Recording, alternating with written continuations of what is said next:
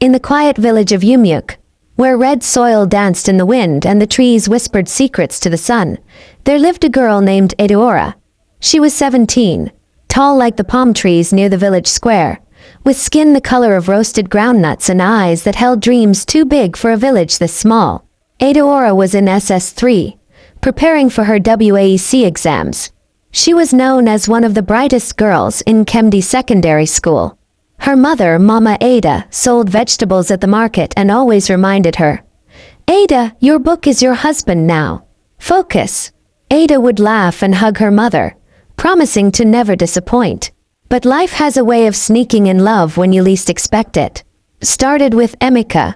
Emeka was the son of the village tailor. He had returned from the city during the last Christmas, tall and dark, with a smile that made the younger girls whisper and giggle.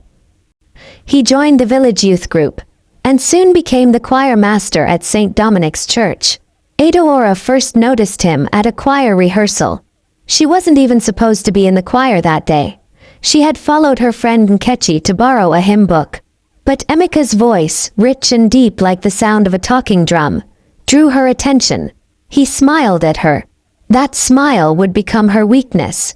They began talking. First after rehearsals, then longer walks to the stream, and finally, stolen moments beneath the mango tree behind the church. First it was innocent. He would talk about his dreams of returning to school, of becoming an engineer. She would tell him how she wanted to study medicine. They were both dreamers, two birds wishing to fly beyond the boundaries of Yumyuk.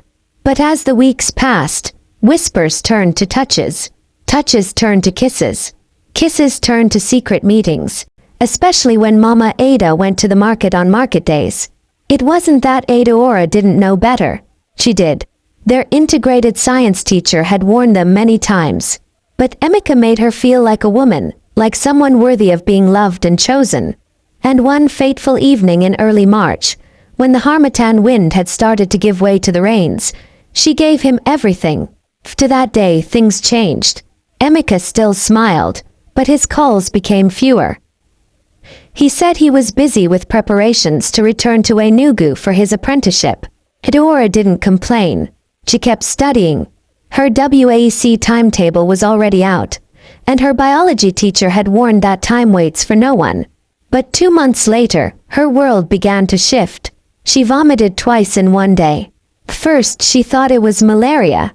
Then her monthly flow didn't come. And when it missed the second time, she knew. Her legs couldn't carry her the day she bought the pregnancy test kit from Mama Chinyer's medicine store. Her hands shook as she waited for the results. 2 red lines stared back at her like judgment from the gods. Pregnant. Her first thought was her mother. Her second was WAC. Her third was Emeka. She went to him the next morning before sunrise. He was sitting on a bench outside his father's house. "I'm pregnant," she said, her voice low. His eyes widened, then narrowed. He looked around quickly, as if checking to see if anyone heard. "Ada, you know I'm traveling next week." I can't deal with this now. You said you loved me."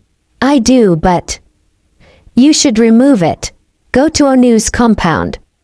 He has a woman that helps girls." She didn't let him finish. Her heart broke in pieces that day. When she returned home, Mama Ada knew something was wrong. Mothers always know. It took days, but Eudora finally told her. There was silence, then tears, then shouts, then more silence. The next week news spread. The once shining star of Yumyuk had fallen. Some of the villagers whispered, others laughed. Some pitied her, most judged her. The school principal called her and tried to encourage her to sit for her exams, but Eudora could barely focus. The smell of chalk made her want to throw up. Her uniforms no longer fit, and girls in school looked at her with a mix of fear and fascination. But Mama Ada was stronger than everyone thought. She stood beside her daughter. She would go to market, ignore the gossip, and return with food and love. "Your life is not over," she told Ada one night as they shelled egusi seeds together. "It's just different now. You will write that exam. You will pass. You will rise again." And Eudora did. She sat for her WAC exams with her belly showing. The invigilators looked at her with raised eyebrows but said nothing.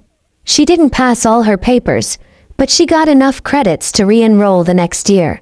The baby came in August, a girl with Emika's nose and Adeora's quiet eyes. They named her Kayamika. God is beautiful. And true to her name, beauty returned to Adeora's life. Slowly, she enrolled again the following year and rewrote her WAC. She passed with distinctions.